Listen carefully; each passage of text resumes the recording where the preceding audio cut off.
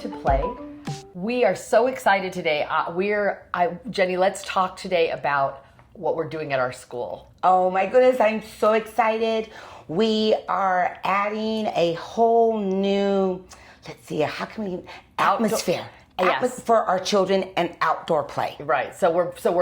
We are making an outdoor classroom. Correct. Is what we're kind of calling it, right? Yes. And so what are some of the things you're excited that we're adding? Well, one of the things is we got these giant boulders that we are allowing children to climb and to explore.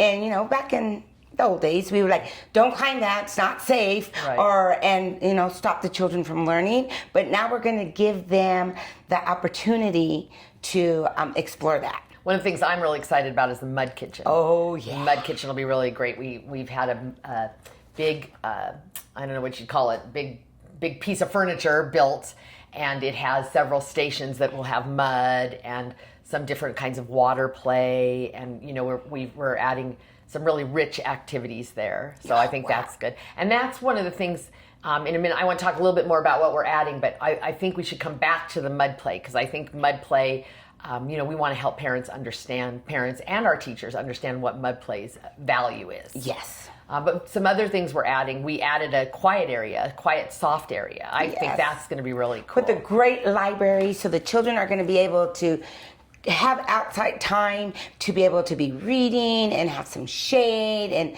sometimes we just need a break. Yeah, and we made the shade kind of low, so it kind of feels like a little fort, so it feels kind of enclosed. We're putting a carpet in there, we put some kind of comfortable chairs, we got some big pillows. Yes, and we're fortunate because our playground has trees, and so like they're in nature, so it's kind of like you're in a cabin and you have all the outdoor experience. Yeah. And we added a really great project table where teachers can bring out different project ideas outside for the kids to work on. Maybe messier things like clay or things that maybe the children didn't want to stop while they were in the classroom. Exactly. And they can bring that out. We have the easels. We have the easels. The new easels, yeah. Yes. Great. So we've added a lot of components, some balancing components, all kinds of things. But let's go back to the mud kitchen. So we've done this really great mud kitchen where we're going to bring, we're going to create mud. And we're also going to do some other things like colored water, and we've gotten all kinds of different things for them to use to play with the mud, right? And to play with the water and to experiment and figure things out. So one of the things I wanted to ask you, though, is because we've been talking a lot about sort of setting this up for success, is what do you think parents and teachers are going to be worried about? They're going to get dirty. Yeah, that's it. I think that is a worry, right? Because we already had this great sandbox out there, and we've had a few little issues with the sand getting in people's hair, and how do we get it out, and what do we do, and parents don't want them to play in it, and our philosophy is that if it's out there, kids get to play in it. Correct. We don't say, oh no, your parent doesn't want you to get dirty, so you don't get to play in the mud kitchen. Correct. So we're having to kind of work to set that up. And I think that one of the first things to do to set that up is to talk about what's the value. So why is mud play important? Yeah, and the buy-in from your teachers. That's the part, is that if the value is with the teachers, they're the ones that are really going to have that connection with their child's teacher. Yeah, and our teachers have to be able to articulate why it's important, right? Yes. So one of the first things about mud play specifically, a lot of outdoor play, but mud play specifically, is it's multi-sensory. Oh, yeah. So if kids are playing in the mud, they're feeling it, right? Because they're manipulating it. They're smelling it, because dirt and water has a smell. They're hopefully not tasting it. We don't really want them to be tasting it. They can definitely hear things, right? So and they see it, their sense of sight. So they're using all their senses, and when they're using all those senses, they start to be able to discriminate, like, is it wet? Is it dry? Is it sticky? Is it cold? Is it hot, right? So all those kinds of sensory perceptions that they get, they start to be able to make sense of those, right? Yes, and they're going to understand it because if they go to the beach, the sand at the beach is so different than the sand that's in our sandbox. Right. You add water to the sand, and it becomes that same texture as the beach. Right. And then they're going to realize, oh, I can make a sandcastle because now it has the texture to stand. Right. We were so lucky we got this giant sandbox built in this playground we're talking about, and we've gotten the idea that we're going to split it in half, right? And we're going to do this kind of balance beam thing across it.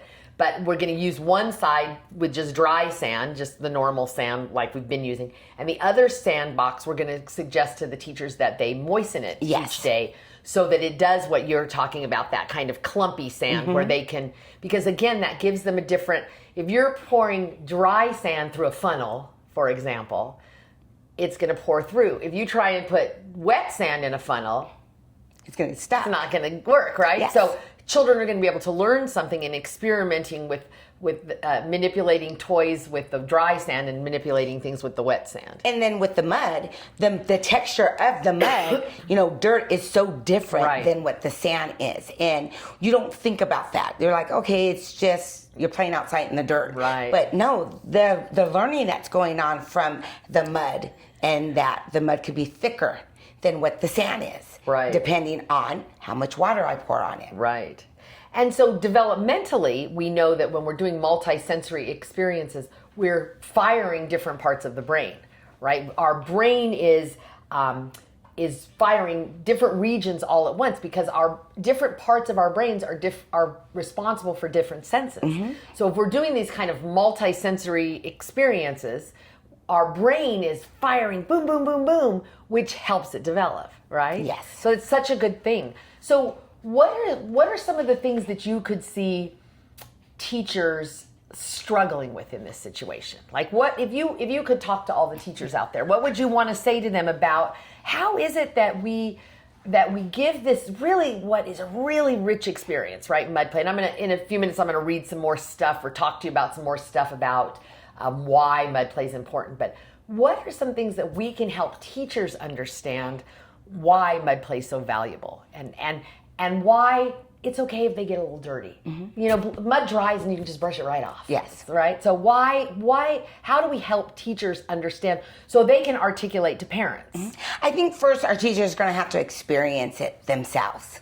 They're going to have to put their hands in it and be able to describe their feelings and how are they feeling when they're squishing the mud. Because there is a sense of sometimes joy that you get even as an adult when you are experiencing that. So having them experience and explore, it's going to be the first thing that is my suggestion for teachers. That's such a great idea. As we, as myself and our curriculum director have been working on this idea of incorporating this outside classroom. One of the things we talked about, if you can believe it, is as mud. It was what is mud?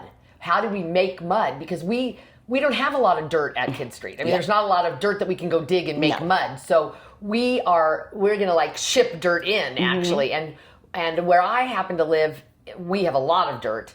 And our dirt is sort of clay-based. So it's going to give a really great mud.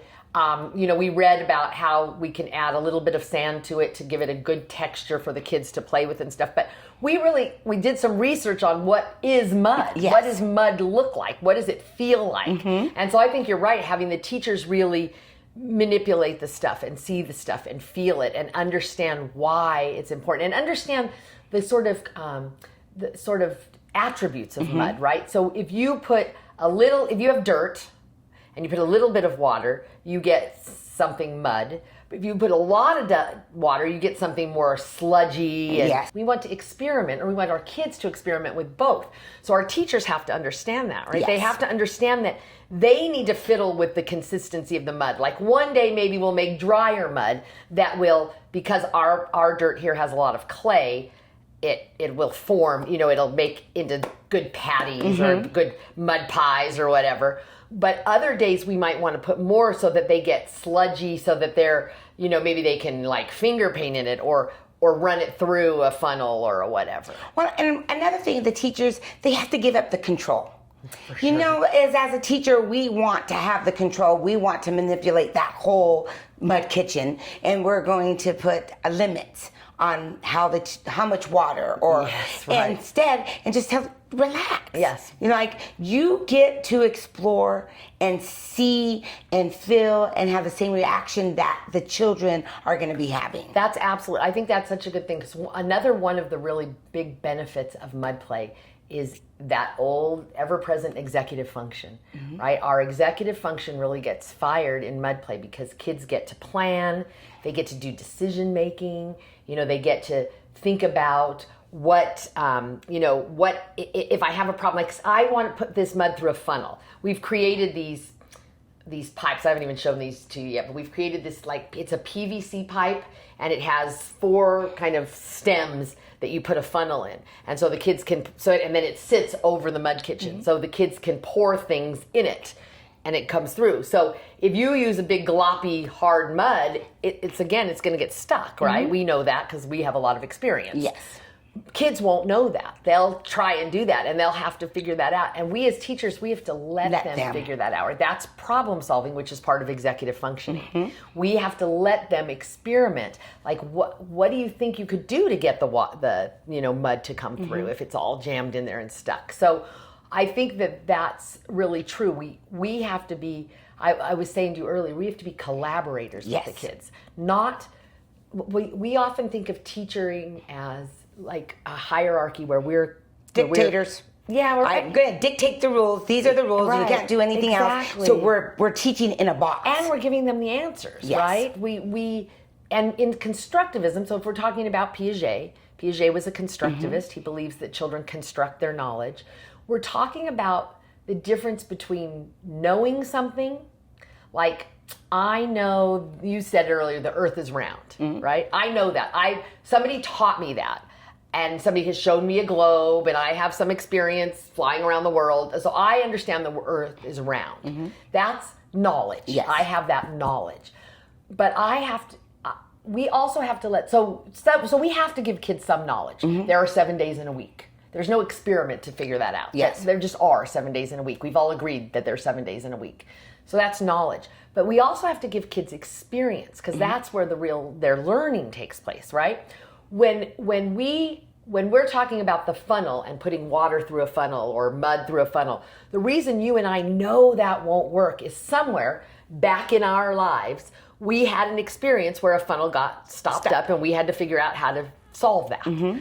That's what we need to let the kids do, is get that learning. Because then they take that learning, that, they put that, like, oh, okay, you have to have something that's pretty liquidy to go through a funnel. Yes. They put that away somewhere in their file, right? They've constructed that piece of knowledge. And then later on, when they're learning physics in high school or something, or somebody says, this is why funnels have that attribute, they go, oh yeah, ding, ding, ding, ding, ding. It lights up in their brain because it's there. They had made that connection back in preschool. That's what we want to do in constructivist education, right? We want to let them have the opportunity. And in that executive function, they get to do all those things. They think flexibly, they problem solve, they plan, right? All of those things they get by pouring whatever through the funnel. Yes. It's just, that's just mind-boggling. And I think that's where we have to step back and be able to give the teachers, like, look at everything they're learning by that one activity. Right. Like, we take it for granted now because we're adults, like, okay, yeah. But as a child, that's everything from making the mud to pouring the mud and then trying to figure out, like, okay, maybe if I take a popsicle stick and I stick it in the bottom of the funnel, and it would be easy for us to say, here, use a popsicle stick and unjam it. But what they would do is they would go find a stick, like a tree stick. Yes. And what we would do is, like, don't play with this, don't play with the sticks, put the sticks down. Right. Instead of watching and seeing, what are you going to do with the stick? Exactly. Yeah. So let's take a little break, and when we come back, let's talk about the science behind mud. Okay. Sound good? Sounds great. All right.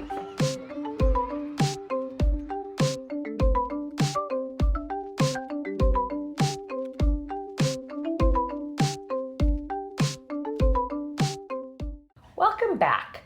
So we've been talking about mud kitchens and playing with mud, and one of the things, so you said that one of the things you worry about is parents feeling like their kids might get dirty. And that's true. They are going to get dirty. And we have 2 places in our like our agreements. So in our contract and in our parent handbook, we talk about, we do messy stuff and your kids are going to get dirty. Yes. So send your kids in junky play clothes that you don't care if they're dirty, because they are going to get dirty. And we're, again, not going to stop them from doing something. If it's out on the playground, if it's in a classroom, we're going to let them do it. And my philosophy sort of sometimes is the dirtier the better, because it means they really got involved in it.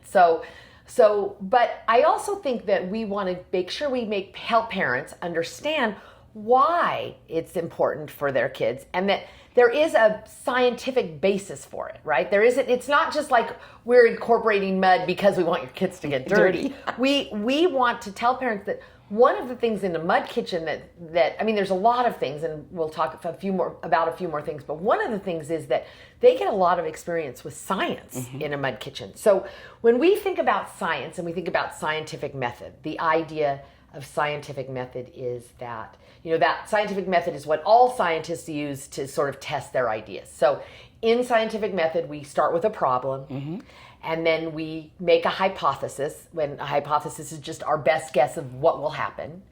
And then we do an experiment to see what happens. And then we determine, was our hypothesis right or our hypothesis wrong?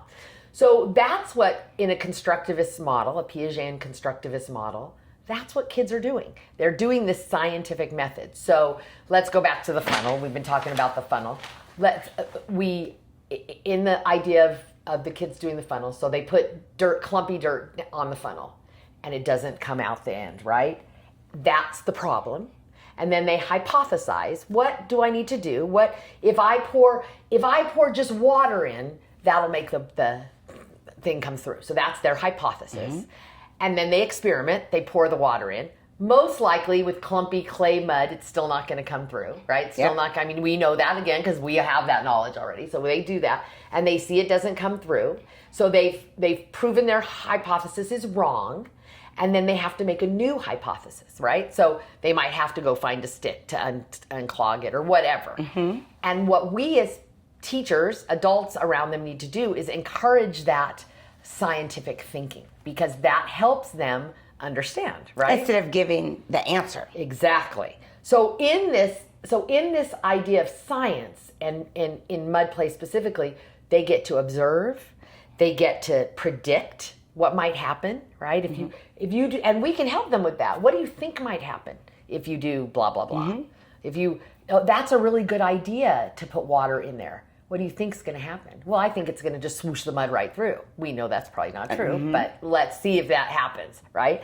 They get to experiment. They get to test ideas. They get to have their own ideas and test them. We shouldn't thwart those. We shouldn't give them our ideas. We should, because probably we know. We should let them test their ideas. And then they get to revise their thinking. When it's wrong, and I say you learn just as much being wrong as you do being right. Correct? Yes. What do they say? What's that? There's a saying that's attributed to Edison that he didn't fail like 1,000 times making the light bulb. He learned 1,000 ways not to make a light bulb. And then, on the 1,000th time he did it or whatever. I think there's real truth in that. I think that there is, in this idea of scientific method and experimenting, right? Yes. You really get that. So we want to really help parents. We want to help teachers explain that to parents. Yeah? And so how do you think you might do that? How do you think you might help teachers understand how to explain that to parents?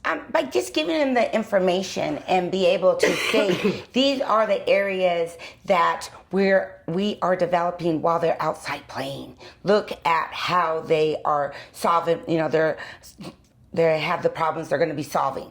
They're working together. They are following clear directions, and be able just to communicate that. I think that's the best thing. And I think, your parents are going to trust you, and they're going to say, okay, I trust you. I've been here a while. Let's go for it. Right. Or they come back and they say, oh, my kids get dirtier than that when they're at home playing out in the backyard. Yes. So another really important part of mud kitchen play is this idea of creativity. And sometimes we sort of, I think, box in creativity. Like, we're going to take creativity when we do art.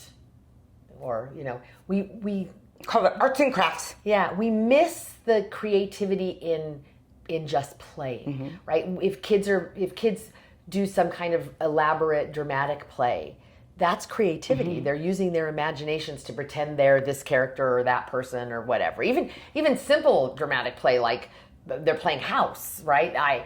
I'm the dog, you're the mom, you're the dad. That I have to use my imagination because I'm not really the dog, you're not really the mom, right?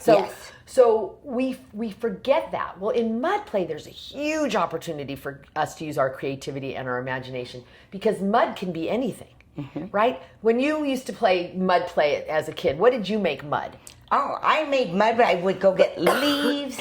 I would go get tiny little rocks. I always thought I was making like chocolate chip cookies and use the tiny rocks as the chocolate chips. So I really explore, and I would always relate it to something that I'm familiar with, which is what my grandmother was cooking or doing that. Like soup, yes. Right? You're going to make this, like I remember having a pail and putting all kinds of like leaves and rocks and just, the junk you find around a yard. And then putting mud in and making soup. Yes. Or a birthday cake. Yes. Right? Or you could say there's some kids that are really into dinosaurs, so they're going to make dinosaur tracks. Yes. Or, there's just so many things that mud can be. We went on a camping trip with my niece and my nephew, and my kids were probably... My kids and my niece and nephew are like stairs. So they're like, Katie's the oldest. So say maybe she was like 8, and then they went 6, 4, and 2. And we did this, my sister-in-law and I, we're just trying to keep them busy on the campsite. And I don't know, the boys were out fishing or something. And we started making these fairy gardens in the mud and the dirt. So we would like find an acorn and we would put it we'd make like a little house, and they would come on them and discover them. And we would say, oh, that's a fairy house, and we did that for hours and hours. And it was, really was just mud play. Yes. It was dirt, and the found things in the forest. And that's the things that we really want to sort of try and replicate in our outdoor classroom, is those experiences, because a lot of times kids that live in suburbia now don't get those experiences. Yes. Or they get them very infrequently. They go on a camping trip with their family once a year or twice a year. We want to try and give them that experience every day that they're at school, right? We want to try and give them those kind of nature experiences where they're getting to play with mud. Yes. And so that's sort of one of the goals of our outdoor playground, is for that, right? Yes. We also, the ever-present social emotional development happens in a mud kitchen because kids are sharing their ideas, right? Do you see that when you're watching them play? Oh, yes. They talk about it, or they help problem solve. And so maybe one of the ways they would clear the funnel, instead of poking the tiny hole, is turning the funnel upside down, and everything just shakes off. And that usually will come from maybe one of the older preschoolers, like been there, done that. Who's already constructed that little Correct. piece of knowledge. And then says, let's dump it out and start all over. So they do, problem solve. One of the things is we want to make sure we have enough supplies. So it's not going to be just one cake pan or just one little, funnel. There's going to be enough of different sizes that they're going to be able to really share and be able to really work together. Well, and the other thing is we might not just confine the mud to that little mud kitchen table, right? Maybe we'll fill up a little plastic pool with mud that they can sit around and do, because mud in that respect is going to look different, right? Yes. Maybe we'll let them smear mud and walk in it, yes, because that's going to feel different. Maybe they'll paint with the mud. Because mud's going to have the texture than what regular paint has also. Exactly. It's sort of like the sky's the limit with the imagination, and what we have to do as the adults in the space, we have to encourage those and watch for them, right? We have to watch to see how how their play is unfolding and be collaborators with them. Yes. I read I love Bev Boz, and I went to many of her workshops. She came to a preschool I was working at when I was a young preschool teacher. And she just had such a great knack for extending children's play.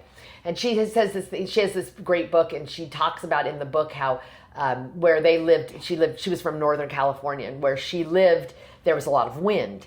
And there was a boy one day who was talking about the wind, but he couldn't see the wind and what's the wind, and she was trying to help him understand that. And she went and got a garbage bag, and she, when you take a garbage bag out into the wind, it fills up with the wind. She said pretty soon she had like 20 garbage bags, and all of the kids were catching wind, and that was because that wasn't something she planned out. It wasn't like she had that on her lesson plan, or that was a completely listening to a child and helping trying to figure out a way to help a child construct knowledge. Yes.